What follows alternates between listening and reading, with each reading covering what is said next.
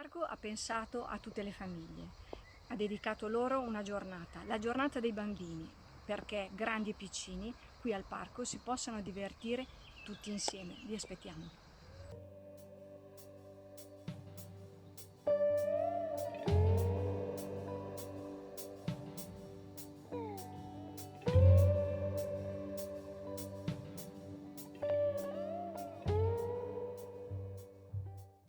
Finendo di ultimare adesso gli ultimi dettagli per la giornata dei bambini in programma per questa domenica, ma vi posso svelare alcuni dettagli. Intanto avremo le bolle giganti, i trucca bimbi, il teatro dei bambini, dove i burattini vengono manovrati con i piedi e molto altro ancora. Non vi posso svelare di più. Ci vediamo domenica!